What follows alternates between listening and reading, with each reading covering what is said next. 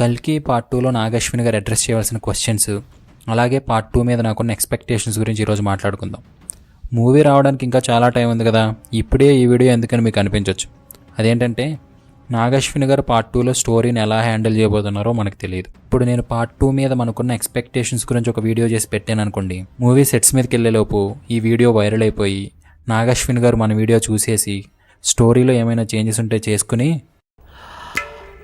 ఎంత బాగుందో ఒక పర్ఫెక్ట్ స్టోరీ లైన్తో పార్ట్ 2ని ప్లాన్ చేసుకున్నారనుకోండి, ఎలా ఉంటుంది చెప్పండి. జరుగుతుంది అవన్నీ నమ్మే ఉంటే నీ ఫేస్ లాగే నువ్వు ఏదో కన్నాలేసుకు బతకాల్సి వస్తుందిరా. వీడియోలోకి వెళ్లే ముందు మీరు కనుక ఇంకా మన ఛానల్ని సబ్స్క్రైబ్ చేసుకోకపోయింటే త్వరగా చేసేయండి. పార్ట్ 2లో నాగశ్విని గారు అడ్రస్ చేయాల్సిన ఫస్ట్ క్వశ్చన్, భైరవ తన రియల్ పర్పస్ని ఎలా రియలైజ్ అవుతాడు, ఎప్పుడు రియలైజ్ అవుతాడు. కల్కి పార్ట్ 1 ఫినిష్ అయ్యేసరికి భైరవ క్యారెక్టర్ మూవీ బిగినింగ్లో ఎలా అయితే ఉందో ఎండింగ్లో కూడా అలాగే ఉంటుంది. భైరవ కర్ణుడి యొక్క రీఇన్కార్నేషన్ అని చెప్పి ఆడియన్స్కి రివీల్ చేశారు, కానీ క్లైమాక్స్ ఫైట్ తర్వాత భైరవ మళ్ళీ నార్మల్ అయిపోతాడు. తను కర్ణుడు అన్న సంగతి మర్చిపోయి సుమతిని తీసుకుని అక్కడి నుంచి ఎస్కేప్ అయిపోతాడు. కల్కి పార్ట్ 1లో ప్రభాస్ క్యారెక్టర్ చాలా మందికి డిసప్పాయింటింగ్గా అనిపించింది.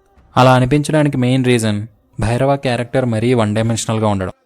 పార్ట్ 2లో భైరవ తను ఎవరో అన్న సంగతి ఎంత త్వరగా రియలైజ్ అయితే అంత మంచిది. లేదంటే మళ్ళీ భైరవ క్యారెక్టర్ మిస్ఫైర్ అయ్యే ఛాన్సెస్ ఉన్నాయి. ఆల్రెడీ పార్ట్ 1 మొత్తం భైరవ నెగిటివ్ సైడ్ ఉన్నాడు, మళ్ళీ పార్ట్ 2లో కూడా భైరవ తను ఎవరో అని త్వరగా రియలైజ్ అవ్వకుండా సాగదీశారనుకోండి, చూడడానికి చాలా చిరాగ్గా ఉంటుంది. అని చెప్పి మరీ మూవీ స్టార్టింగ్లోనే రియలైజ్ అయిపోయినా కూడా చూడడానికి బాగోదు. ఒక 20 to 30 minutes టైం తీసుకుని ప్రాపర్గా రీజన్ ఎస్టాబ్లిష్ చేసి ఎగ్జిక్యూట్ చేస్తే బాగుంటుంది. భైరవ సుమతిని తీసుకుని అశ్వత్థామ నుంచి ఎస్కేప్ అయ్యేటప్పుడు ఏదో ఒక బటన్ని ప్రెస్ చేస్తాడు. ఆ బటన్ ప్రెస్ చేస్తే ఎక్కడికి వెళ్తామో కూడా తెలియదని బుజ్జి చెప్తుంది. అలా భైరవ సుమతి కలిసి ఏదైనా ఒక తెలియని ప్లేస్కి వెళ్ళి స్టక్ అయిపోతారా? అలా స్టక్ అయిపోయినప్పుడు భైరవ తను ఎవరో అనే సంగతి రియలైజ్ అవుతాడా? ఈ పాయింట్ని నాగశ్విని గారు ఎలా హ్యాండిల్ చేస్తారో చూడాలి మరి. అలాగే పార్ట్ 2లో నాగశ్విని గారు అడ్రస్ చేయవలసిన ఇంకొక పాయింట్, శంబాలా. పార్ట్ 1 క్లైమాక్స్ అయ్యేసరికి శంబాలా మొత్తం ఆల్మోస్ట్ డెస్ట్రాయ్ అయిపోయినట్టు చూపిస్తారు. నిజంగానే శంబాలా మొత్తం డెస్ట్రాయ్ అయిపోయిందా, లేదంటే ఇంకా కొంతమంది బ్రతికే ఉన్నారా? ఒకవేళ అలా బ్రతుకుంటే నెక్స్ట్ వాళ్ళు ఎక్కడికి వెళ్తారో చూడాలి.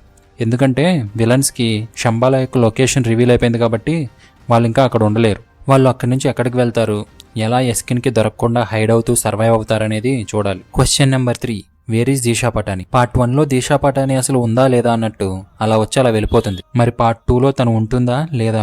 నన్ను అడిగితే పార్ట్ 2లో దిశా పటానిని తిరిగి తీసుకురాకుండా ఉంటేనే బాగుంటుంది, అన్లెస్ తన రోల్కి ఏదైనా ఇంపార్టెంట్ పర్పస్ ఉంటే తప్ప. ఏదో తీసుకురావాలి కదా అని తీసుకొస్తే మాత్రం మూవీలో టైం వేస్ట్, ప్రొడ్యూసర్స్కి మనీ వేస్ట్.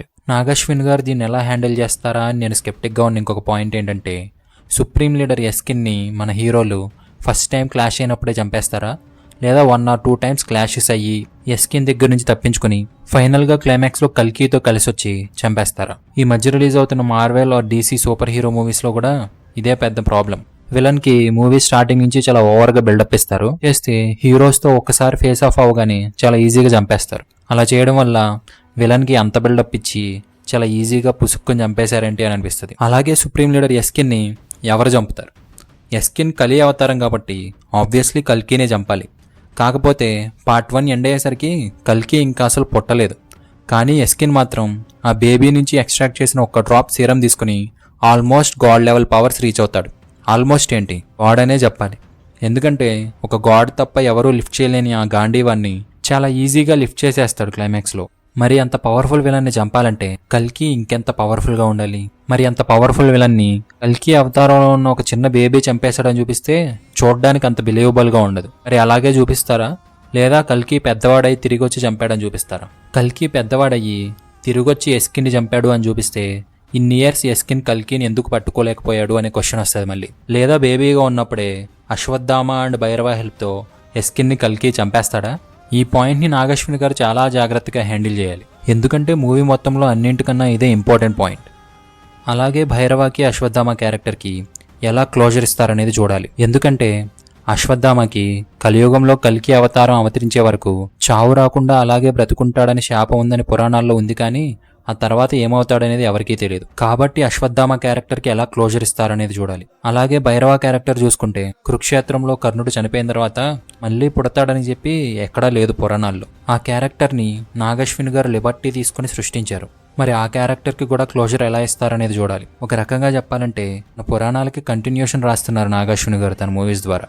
సో ఈ పాయింట్ని చాలా కేర్ఫుల్గా డీల్ చేయాలి, లేదంటే చాలామంది మనోభావాలు దెబ్బతినే ఛాన్స్ ఉంది.